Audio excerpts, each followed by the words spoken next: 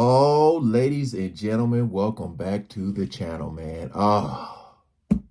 Patrick CC, the victims of Bill Burr.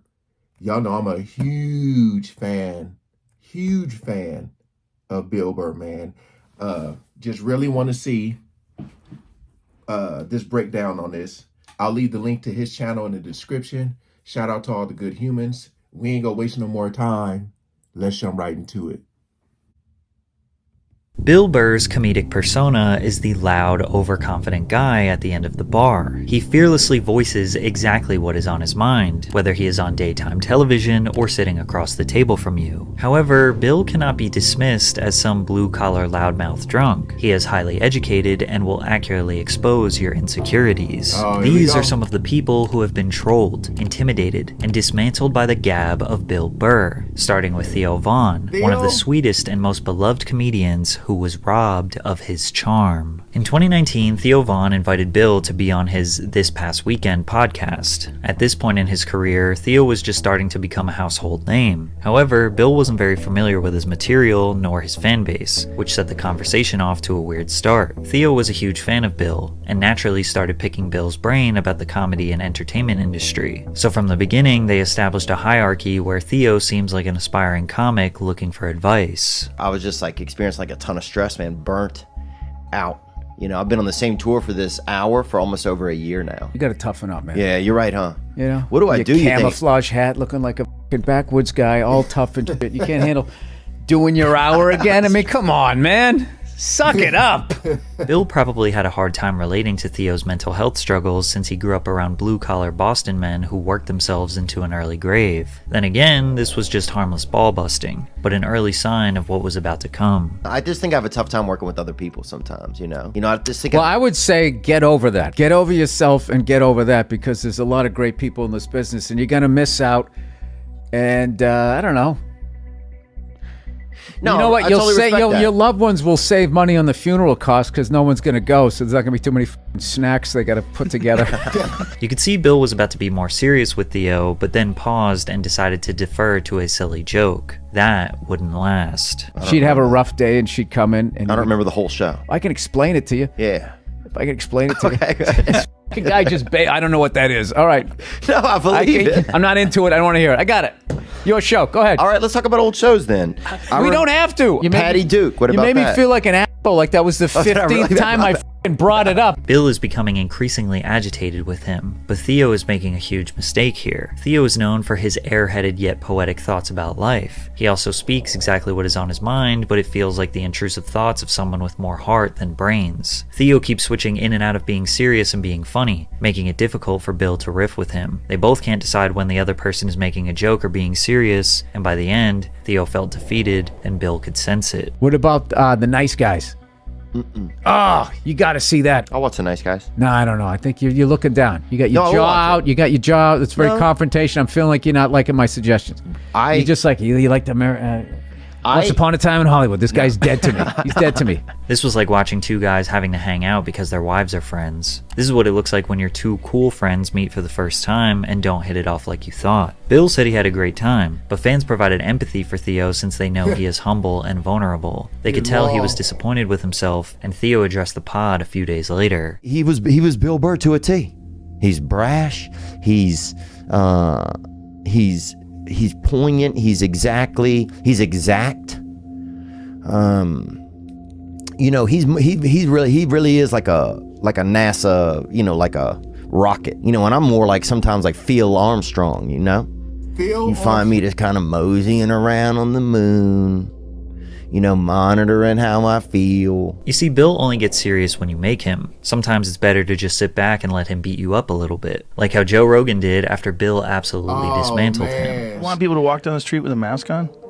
Let's not start this, Joe. Do you, though? Let's not start this. But before Rogan gets humbled by Bill, a quick word from our sponsor, Aura. Are you tired of receiving those spam calls from unknown numbers all day? I know I am. Luckily, today's sponsor, Aura, can help. Data brokers are making a fortune selling your information to those pesky spammers. These brokers are legally required to remove your information if you ask them to, but they make it very difficult to do so. That's where Aura comes in. Aura identifies the data brokers giving out your information and submits opt-out requests on your behalf. You can try Aura free for 2 weeks using my link, aura.com/PatrickCC. They also have many other features that protect you and your family from online threats you can't see. It's really easy to set up too. Instead of having multiple different apps to get things like antivirus, VPN, parental controls, password management, identity theft, and more, Aura has them all in one place and you get everything at one affordable price. I personally like how I can have all these features in one organized app. It's really convenient. You can either let these data brokers keep profiting off your information, or you can go to aura.com/PatrickCC today to start your 2-week free trial. Also linked in the description below. Thanks, Aura.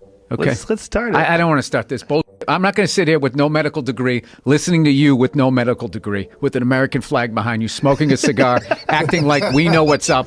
I just love how wearing a mask became like this like soft thing that you were doing, like being courteous. Being courteous. Why is it for bitches? That was so stupid. First of all, oh God, you're so tough with your open nose and throat. Gee, Joe, and your 5 o'clock shadow. This is a man right here. He often reminds people it's okay to laugh at themselves. Making fun is his way of showing love towards someone. A perfect example of this is Bill's endless jokes towards Colin Cowherd, who hosted a sports radio show on ESPN. Him and Bill are great friends, which is why Colin knows to just laugh when Bill is sending shots his way. A lot of people think that they're uncomfortable with my elevation. Are you uncomfortable with it? No, I just see all of your insecurities. A giant desk. When guys come and sit on the couch, I go right after them. Do you respect me for that? No, I don't. Your big dumb desk hiding behind your microphone. And don't even think about asking Bill a dumb question. You're in your comedy prime right now. Like this is, you got about 8 years left. How do you judge that? Because your energy level is high, you're nimble. I mean, dude. And what do you do? I'm not like an athlete.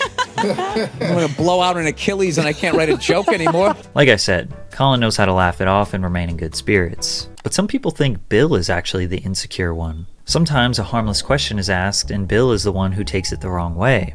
Bill, are you the head writer on the show, or how do you work in the writer's room on the show? Because you write your stand-up specials, you know, obviously you're a writer, but you've never really written on a sitcom before. If you go through your credits, you hadn't really been on a show before. Why'd you have to bring that up? Just right out of the gate, he goes negative. Never really saw you write on anything before, Bill. There was all these other nice things on your IMDb page I could have brought up, but I noticed this one glaring thing that you've never done. Sure, maybe the interviewer could have rephrased the question to, how different is writing comedy on a show versus on stage? It was pretty clear this guy was not trying to offend him. The same thing can be said about this interviewer. Here in the MLB Fan Cave hanging out with actor-comedian Bill Burr. I like that you said actor-comedian.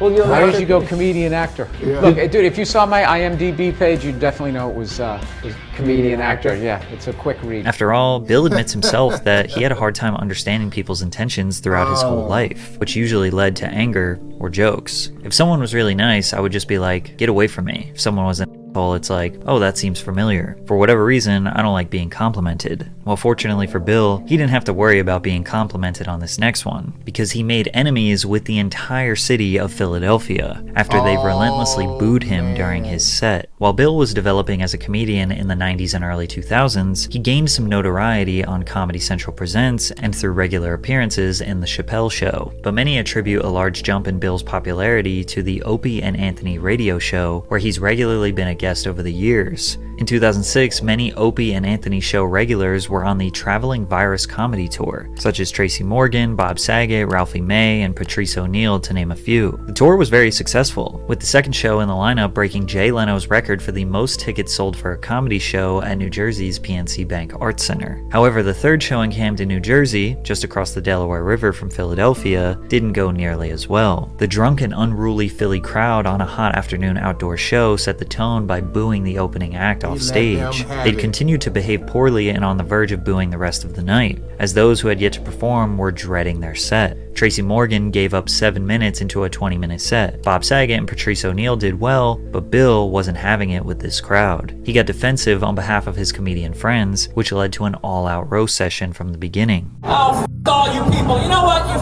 f***ing losers? I hope you all f***ing die, and I hope the f***ing Eagles never win the Super Bowl. Go f*** yourselves. Oh yeah, he wasn't holding back. Yeah. Let's talk about heart disease, something you're all gonna f***ing die of, and I'm gonna laugh at your f***ing funerals.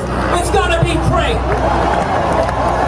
You're all gonna get f***ing cancer, which is fantastic, because all your f***ing heads are shaved anyways. No one's even gonna notice. If you can believe it, it gets so much worse. Every minute that goes by, he decimates every possible thing about Philadelphia. He says if there was a terrorist attack on Philly, nobody would care. Rocky is your hero. The whole pride of your city is built around a guy who doesn't even exist. A man interrupts him from the crowd. Bill responds. What do you have to say, sir? Never passed the 8th grade. What brilliant shit are you gonna tell me, huh? Go back to the dock and go unload some shit. You warehouse working, weed smoking, disappointment for your mother. Obviously, most people were offended, but others started to respect his determination to fight an entire crowd of angry people. 7 minutes left. 7 motherfucking minutes left. And I'm doing all f***ing 7. As the minutes count down, the insults progressively get more bleak, until the end where he says he wishes he had a weapon to use on every single person in the crowd, and in some backwards twist of fate, they loved it, and cheered for him as he quadrupled down on his hatred towards them while walking off stage. Listen, I'm out of time. You guys were here, man. Thank you very much. All of you go f*** yourselves in your own assholes. Have a good night. Bill single-handedly destroyed everything the city of Philadelphia loves, and they cheered for him as he left the stage. This rant made national headlines. Bill's fame leveled up immensely, but he claims it didn't help him sell more tickets. It definitely stamped his persona of being an unruly jerk with a short temper that will say literally anything that is on his mind. In retrospect, Bill believes he was unprofessional and threw gas on the Philly crowd fire. He doesn't regret it, but he never wanted people to think that he is just a shock jock with a loud mouth. He spent the next decade proving to the world that he is actually an artistic comedian who is just a tad bit savage at times. And he did his best trying to be sensitive during his interview with Ethan Klein, but eventually he ran out of patience. Ethan Klein is one half of the H3H3 duo with his wife Hila. Ethan developed a reputation on YouTube over the years for being a hilarious reaction channel. He created iconic skits and bits that are worthy of being considered YouTube Hall of Fame. In short, people thought he was funny. But while sitting across from a comic legend on the H3 podcast, Ethan was nervous. You know what I mean? If you went to whatever Comic-Con of podcasting, would you be nervous? Yes. All right. Well, you're an apprehensive talking to a person. nervous guy. I'm so neurotic. I am nervous. I'm nervous right now. Okay. Very nervous. I don't think that's going to help the show. Despite this, Ethan remained pretty smooth for the first hour, but he would interrupt Bill a lot. I don't know. I mean, you're right. You're really. I mean, he's doing this. I mean, how much? What does that do? You need some got this justification. kicked out of you for a while. So it's OCD. You're kind of In my looking. case. Oh, yours? Yeah, I don't know. I'm not going to diagnose you. I have no idea. You could tell Bill was getting increasingly more frustrated when he would be trying to answer a question, then Ethan would just say, right, and try to finish his answer for him. However, things got really awkward when Ethan started pressing a question that Bill did not want to answer. It seems like you're in love with your daughter, hearing you talk about her on the podcast. Jesus Christ. Well, you're pretty perceptive. It's like you care about your own child. Listen. You also had a zillion kids, so I mean, yeah. Really? How many siblings do you have? I don't know, dude. The internet's too fucking weird to give out all that information. Oh, you don't even want to say how many because you're afraid that it will by all compromise means, your keep talking privacy. about it. Is there anybody you can cut this out? I'm honest, dude. Like, seriously? Yeah, no, dude. There's fucking lunatics out there. Okay. Whoa. Off the air, I'll cut it. All right. Jeez. I love how surprised he is. Jeez. Well, you can mention the amount. Absolutely crazy people out there. Yeah. If someone doesn't want to answer a question, a good podcaster would probably just skip right over it and move on. Right. To give Ethan the benefit of the doubt, he was still pretty new to podcasting. Ethan clearly thought Bill's reasoning for not answering the question was silly, but some people genuinely take their privacy seriously. Ethan saying, geez, comes off extremely childish and will make someone with a short temper blow a fuse. Bill held it together for the most part, but his patience was running out. When you were getting booed by thousands of people in Philly. I was like, when you said my favorite YouTube video, I was like, oh God, not the Philly thing again. And then you did the Sherry's Berries. I was like, I love this podcast. Now I hate you. Oh no. I love. What can I do? I love that. I'm joking. I'm fucking with you. Go ahead, let's do it. But do you? But no, I'm not gonna ask you. You've been booed before. You've talked about this a lot. Probably more than the grape lady. I didn't realize. No, but go ahead. Let's do it. Well, let's now do it. I frankly, I like making you. I like making you. I like making you uncomfortable. Again, this subject was something Bill did not want to talk about, and when he called Ethan out on it, Ethan got defensive. Nevertheless, Bill talked about the Philly incident, and he wasn't happy about it. Well, I love that moment. I love everything you do. The great. This is how you turn it around. Where Made you uncomfortable. Now you fucking sit there and compliment me. I almost made it through without making an ass of myself. I got so close. What are you talking about? I had a great time. I did too. I really did. I hope you did. I'm worried about you. I did. Thank God you got... I'm playing it up. I'm playing it up. All right. But I'm trying to be funny, but... This was just an hour of Bill Burr shattering Ethan's ego when an online joker meets a real comedian. This situation was very similar to the Theo Von episode. On the surface, these awkward podcasts with Ethan and Theo seem harmless. Bill is just being himself and ends both pods saying he had a great time. But it negatively affected Ethan more than you'd imagine. Many people called Ethan too sensitive. And after that episode with Bill Burr, I came home and that's when I started taking antidepressants and I went to therapy. Wow. It was soul crushing. It felt like a rock bottom for me because I was having a hard time with the podcast and interviews in general, and that for me was just kind of like the culmination of a lot of stress. And that this was a reality check considering all the people he had made fun of over the years. But Ethan had Bill back 1 year later, and it went great. However, there was one time where it seemed like Bill was the one who was genuinely uncomfortable around an interviewer. A small production called Southside Steve TV on 100.5 Rock Radio interviewed Bill in 2008. Bill was immediately put off by the man's weird style and country attire, sizing him up immediately. Steve made a critical error, asking a comedian to tell a joke during an interview. So I figure I toss you a mic and you go. And I'm going to do stand-up in front of 9 people in a radio station? No, I'm not doing that. You're taking the fun out of Southside Steve TV. I'll take, how about I give you $5 and I want to watch you line dance in your I'm a racist cowboy. I don't know how to line dance, dude. Okay. It's hard to tell whether Southside Steve is just a character or if he actually is just obnoxious and clueless. Okay. Are you a racist? No, I'm not a racist. But Bill always makes sure to get a few jabs in. You know what he looks like? He looks like the first guy who gets his ass kicked in a Steven Seagal movie. Bill jokingly said that this was the worst interview he has ever done. And in true Bill fashion, he did an interview years later and bonded with the man. That last video we did, a lot of people thought that like I was seriously upset with you. No. At least on YouTube. I can't believe that there's morons on YouTube that didn't believe that I was having a good time. You think that we're not friends? You think we don't walk away from this and hug it out? I like this guy. Just because he has a NASCAR accent and I sound like some prick from Boston. Exactly. Doesn't mean we can't find a common ground. Yet despite all of Bill's roasts, jokes, laughing at people, he hates when people make fun of comedians. Kill Tony is a live comedy show that takes place every week in Austin, Texas. The show is hosted by comedians Tony Hinchcliffe and Brian Redban, who invite a celebrity guest, which is typically famous comedians, to join their panel. The premise of the show is simple. Invite aspiring comedians on stage to do a 1-minute set, then roast them for how bad they are in front of a live crowd. For some people, it's their first time doing comedy. Others have been doing it for a few years. And as you can imagine, most of these sets are boring, unfunny, lacking structure, and result in awkward, loud silences from the crowd. Everyone participating in the show understands the structure, and they look at it as constructive criticism for the comedian. Theoretically, it will make them better and let them develop thicker skin. However, when Bill came on the show, he wasn't familiar with the format, and after the first guest, he hated it. Just compliment someone, put it in the context of a joke, and an idiot will make a fool of himself. Sorry. Sorry. How much time do I have left? Wow, it's a really casual set for you, huh? Maybe not. You would have picked one guy. You would have done that. We were shitting on him. He thought it would work. It didn't work. Yeah. This is fucking brutal. Is this going to be an hour of this? I don't want to do this to people. This is fucking horrible. Nobody can be funny in a fucking minute. It's stupid. Oh, no, it happens. Fucking 2 seconds. Oh, it happens a lot. Jesse just took a real bullet fuck there. this. You don't even... Fuck this. This is stupid. It's stupid. You're fine. You're fine. Bill quickly tried to console the guy and shifted the negativity and jokes towards Tony. There's one more, and then I'm out. All right? There's another one, mean, just to be fucking mean. I'm not doing this for fucking... trying to bring it up here.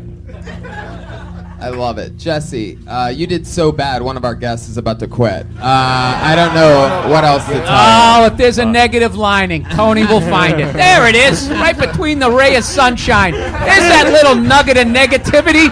You fucking yeah. Smarmy fucking. Then Bill was trying to give genuine advice to the comics. Yeah, I would just say, just slow down a little bit. Okay. Just slow down a little bit, and just the more you do your jokes, the more they'll come off natural. I would just slow down a little bit. Okay. Cool. That's it. It's not a threat. It's just. But when one of the aspiring comics actually had a good set, Bill decided to give him a few jabs. Like what's the government? This dude's a fucking psycho, man. This guy is gonna get his own show, and he's gonna be a fucking lunatic. Like, he has no remorse, no guilt, no fucking responsibility for your own actions. You're a fucking dirtbag, man. For the next hour, Bill barely said anything. You could tell he didn't like the format and just kind of sat painstakingly through the entire show. Now 7 years later, Kill Tony is at its peak. They are more popular than ever and have had a broad range of massive celebrities come on, yet Bill Burr never returned. Although at times he is aggressive, intimidating, and quick to reveal uncomfortable truths, his jokes are a sign of showing love. He is actually a sensitive guy who just wants people to be the best version of themselves. I thought that would be worse. You know, if you know Bill Burr and his style of comedy, you know, he don't play around. Like, when he come for you, he come for you. It's just crazy that, you know, when you hear him speak on topics, he like don't hold back. I always say that he cares so much that he don't care. You know what I mean? If that makes sense to y'all. Shout out to Patrick CC for the video. As I said before in the intro, I'll leave his channel in my description so you can check out more. Bill Burr's one of my favorites, so that was a joy to watch. All right, peace out.